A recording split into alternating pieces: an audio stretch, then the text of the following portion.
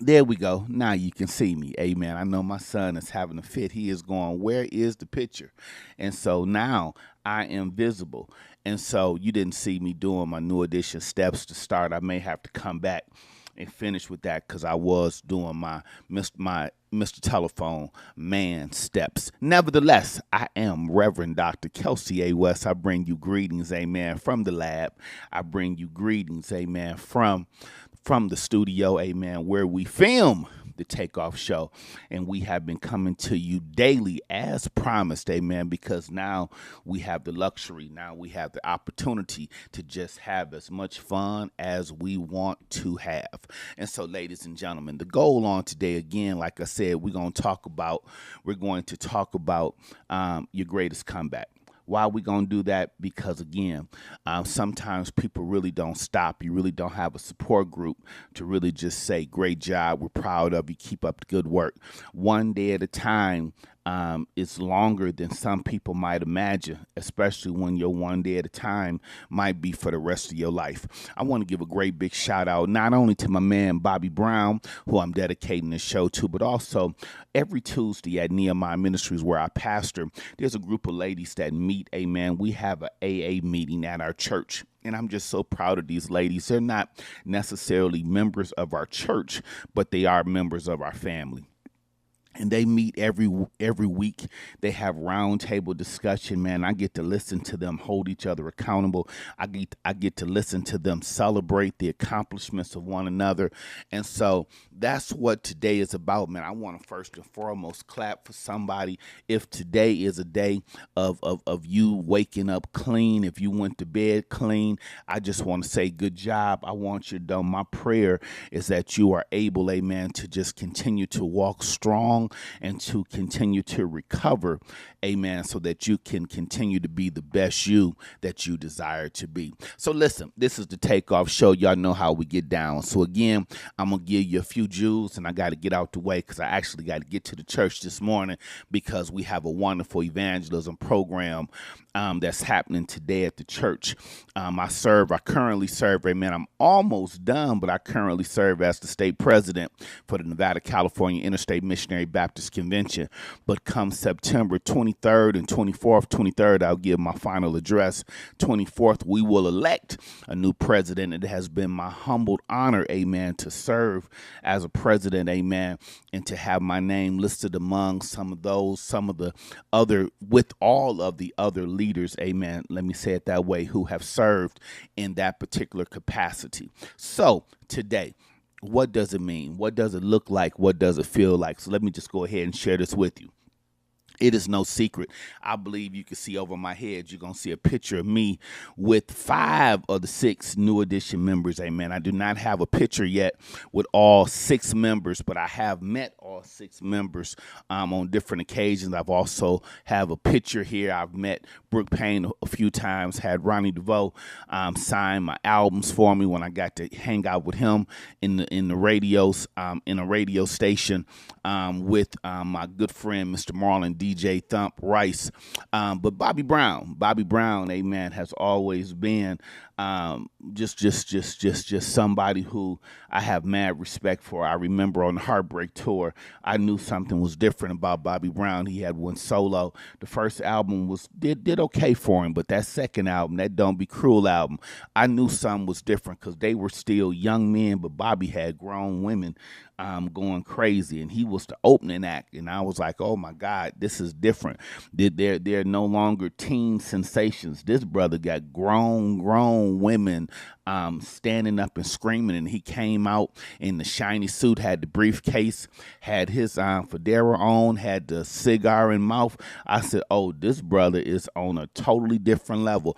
And back then, Bobby Brown, man, he could dance. We're talking Chris Brown and Usher before there was a Chris Brown and Usher. This brother, amen, could do it. But along the way, amen, we have cried with Bobby, we have prayed for Bobby, but we have watched him make a full comeback, if you will. I have been blessed to see the residency here in Las Vegas. I've been to the show twice. I almost feel like I've been 3 times, but at least 2 times, I know for sure I've been to the residency here, and one of the most just unbelievable moments for me is just seeing my man come on stage. He doesn't have to do all the steps. He doesn't have to do all of the songs, but just seeing him on stage, just seeing him alive is enough for me. Amen. I'm just keeping it 100. I saw the Culture Tour. I saw the Legacy Tour. And now I'm watching the Residency. And again, the blessing is just seeing him there. Pastor West, why are you taking your time? Where are you going with this? Because I need somebody to understand it's just a blessing seeing you. That's it. Listen, I'm using Bobby Brown to talk to you this morning. It is a blessing to see you. It is a blessing to watch you fight. It's a blessing to watch you, amen, just come through the door and do the things that you have been called to do. And so listen, let me give y'all these 3 things and then I'm going to get out your way this morning. But number 1, watch this. In order for you to have your greatest comeback, somebody type that in the comments if it's applicable to you. I wish somebody would type in the comeback in the comment section. This is my comeback season. That's the name of my tour. That's what's going to be on the side of the tour bus. This is the comeback tour. As a matter of fact, I can see it. I need you to think musically. You're going to put a tour together. It's going to be you and some artists that people did not think would make a comeback, and y'all going to get together and have the world's greatest tour, but it's going to star you. I need somebody to understand that you are a headliner in your own right. And if you don't see anybody else on the front row, I want you to know I'm on the front row. I'm standing with you. I'm singing your greatest hits with you. I'm doing the steps with you because I believe in you. And so, ladies and gentlemen, these are the things that you are going to need in order to do your greatest comeback. And so, number one, you're going to need to be clean with your sobriety. That's it. Number 1, you're going to have to remain clean. Whatever it is that you've been battling, whatever your particular addiction is, listen, you got to be clean. You cannot straddle the fence. And so on today, I want to encourage you to make sure that you have the best support group around you, that you have the best new addition around you that's going to keep you honest. They're going to keep you accountable. They're going to make you responsible for your own actions. Amen. They're not going to tell you you are wonderful when you're not, but these are people who are going to tell you, hey, you're slipping. Hey, man, you missed a step. Hey, you're not giving it 110%. This is my prayer for you. You have to be clean with your sobriety.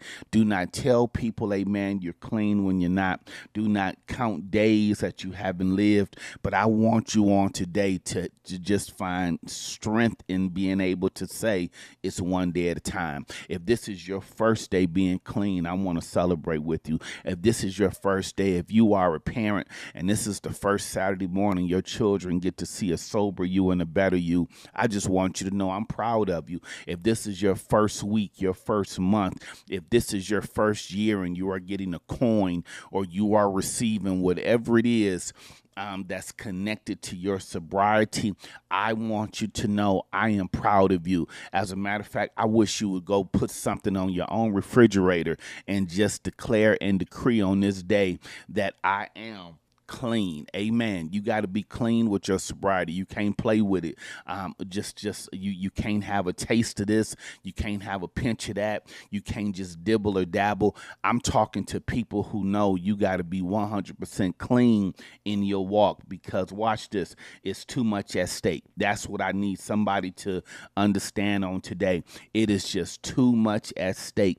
And so, number 1, you have to be clean with your sobriety. Number 2, you need to be comfortable in your own shoes. That's right. Listen, you got to be comfortable in your own shoes. You can't be nobody but you. You can't switch lanes with anybody. You got to be you. And guess what? People expecting to see you. And so you got to be comfortable with this new version of you, because guess what? Whatever it is that you may have been entangled with, it has taken something from you. You might be 99%, but you're not 100. You lost something. Amen. And so you have to be comfortable in your own shoes. That's one of the things, amen, I most respect about my man B Brown, the Brown Bomber, amen, the king of stage. It's the fact that he's comfortable in his own shoes. He understands he can no longer do the steps that he used to do. Nevertheless, he's still on stage. Nevertheless, amen, can't do him, amen, and we're cheering for him when they drop every little step, amen. I want to see him, amen. I'm looking for the biker short outfit and the suspenders, but I know he can't do that. I'm looking for the leather jacket. You know, they're just certain things you expect Bobby, amen, to take your shirt off, but that ain't happening, amen. We're past the take off your shirt stage of life, except for Ralph. Ralph's still taking off his shirt. But for the rest of people, amen, that's not where we are. So you have to be comfortable in your own shoes. There's a moment in the show where Bobby, he does the running man for a little bit, then he'll stop and he'll just wave off. He'll let the people know that's it. And so I want you to know you got to be comfortable to even find humor. You have to learn how to laugh at yourself.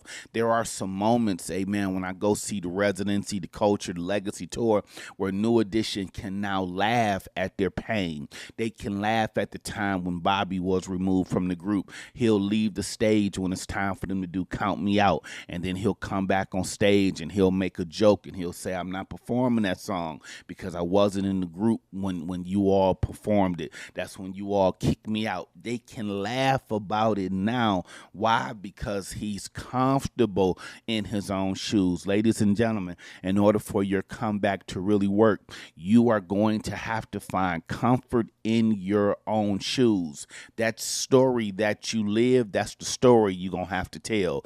That story, amen, that you created, that's the story that you're going to have to narrate, because can't nobody tell it like you can. You were there, you lived through it, you were the cause and the effect. Talk back to me, somebody. You were, amen, you were the hero as well as the villain in your own story. And so you have to become comfortable in your own shoes. Talk back to me, somebody. You were there at the highest of highs, and you were there at the lowest of lows. And so not only do you have to be clean with your sobriety, but you have to be comfortable in your own shoes. Not everybody, amen, in the arena is going to be cheering for you. Some people are going to be laughing. Some people are going to say some horrific things about you based upon not what they know, but what they've heard. Not, amen, what they have firsthand knowledge of, but the assumptions. And so you have to be comfortable enough to know somebody is looking for you to be a certain size. Somebody is looking for you to move at a certain speed. Somebody is looking for you to still have a certain sound.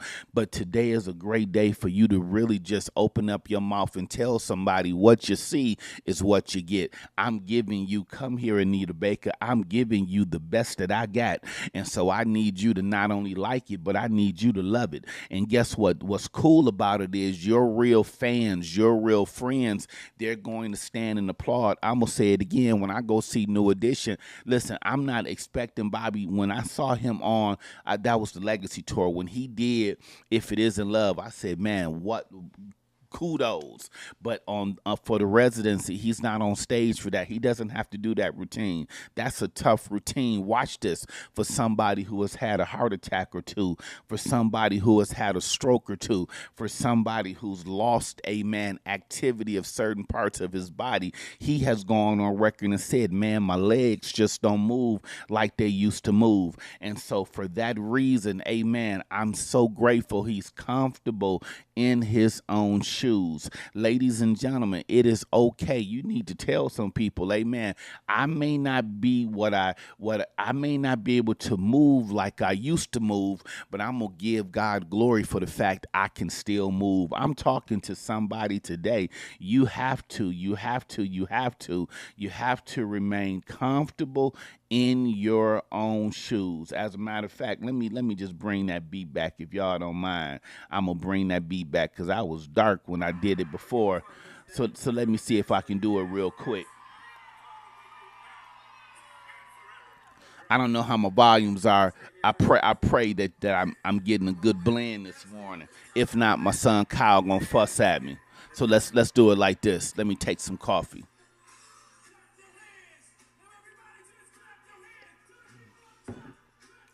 Yeah, that's it. Again, this takeoff show is dedicated to my man Bobby Brown. And so, one time, uh, uh.